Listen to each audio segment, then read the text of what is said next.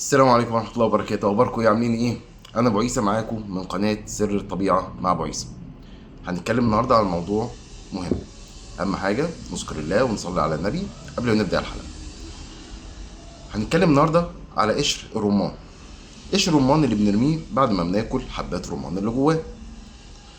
ممكن يبقى علاج طبيعي يعلي المناعة، يقوي المناعة ويحمي القولون ويساعد مرضى السكر على تظبيط السكر عندهم. النهارده هنتكلم على سر مطبخك العلاجي مع قشر الرمان. قبل ما نتكلم مننساش نعمل لايك وشير ونشترك في القناة عشان يوصلك كل جديد. قشر الرمان. قشر الرمان غني جدا بمضادات الأكسدة، أضعاف حبوب الرمان نفسها.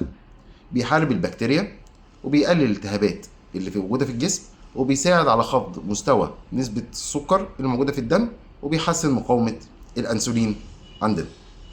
طيب طريقة تحضيره ازاي؟ طريقة تحضيره بسيطة جدا. هنغسل قشر الرمان كويس قوي ونقطعه قطع صغيرة ونسيبه ينشف او نحطه في فرنة تكون سخنة لحد ما يبقى جاف تماما. بعد كده بنطحنه لحد ما يبقى زي البودرة، وبنستخدمه زي الشاي، يعني معلقة صغيرة على كوباية مية مغلية، ونسيبه متغطيه لمدة 5 دقايق.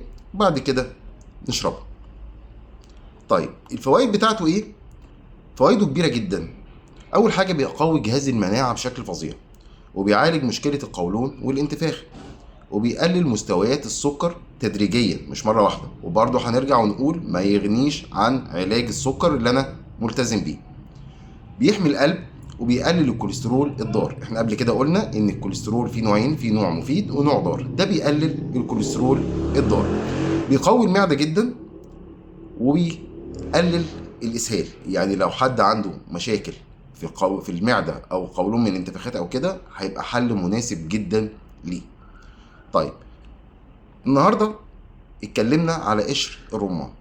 قشر الرمان كنز، حاولوا ما ترموهوش تاني. جربوا الوصفات دي وشاركوني النتيجه في التعليقات. ولو عجبتكم الحلقه دي ما تنسوش نعمل لايك وشير ونفعل الجرس عشان يوصل لنا كل جديد. ويا ريت الناس صحابنا اللي بيحبوا الرجوع للطبيعة، يا ريت نعمل لهم منشن ونشاركهم معانا ونحفزهم على الاشتراك ودعمكم لينا. استنونا في حلقة جديدة بإذن الله من سر الطبيعة من أبو عيسى. هتلاقوا حلقات مفيدة جدا جدا جدا. هنرجع للطبيعة ونبعد تماما عن الكيماويات. هيفيدنا، هيعلي مناعتنا. هنتجه للطبيعة ونبعد خالص عن الكيماويات. ربنا يحفظكم جميعا، ونشوفكم ان شاء الله في حلقة جديدة بإذن الله. ما ننساش نصلي على الرسول، واشوفكم حلقة جديدة بإذن الله. السلام عليكم.